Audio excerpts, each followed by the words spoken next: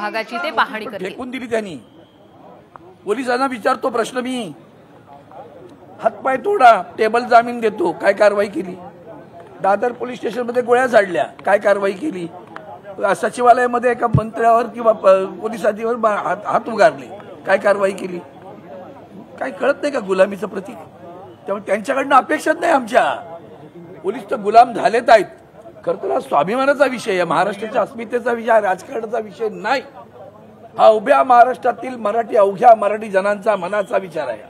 आणि म्हणून जेव्हा तो पुतळा पडल्या त्याची छिन्न विछिन्न पाहिल्यानंतर इतक्या वेदना झालेल्या आहेत, त्याची आदरणीय उद्धवजी ठाकरे साहेबांनी गेल्या 2-3 आठवड्यामध्ये जी काय आपली वक्तव्य केली ती पहा, लावारसासारखी तप्ती वक्तव्य आहेत ती सगळी।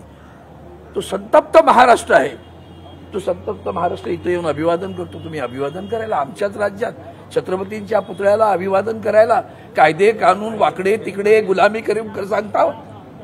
तुम्हाला स्वतःला तुमच्या आत्म्याला विचारा, तुम्ही करताय ते बरोबर करताय का? एवढं तुमच्या आत्म्याला विचारा।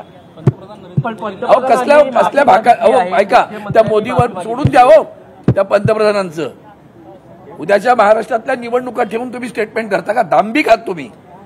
तुम्हाला छत्रपती शिवरायांबद्दल एवढा अभिमान आहे तर मग छत्रपती शिवरायांच्या पुतळ्याचा मी मागणी करतोय, या छत्रपती शिवाजी महाराज टर्मिनस समोर राजसिंहासनाधिष्ठित पुतळा मागा, हा पार्लमेंट सहित मी सातत्याने मागणी करतो। नाही करत तुम्ही वल्लभभाई पटेलांचा पुतळा उभारला तेव्हा रेल्वेला नियम नाही आले का, कायदे कानून? इथं तर महाराष्ट्र शासनानं म्हणजे विधानसभेने पारित केलेलं आहे, महापालिकेने पारित केलेला ठराव आहे, नाना शंकर शेटांचं नाव द्या।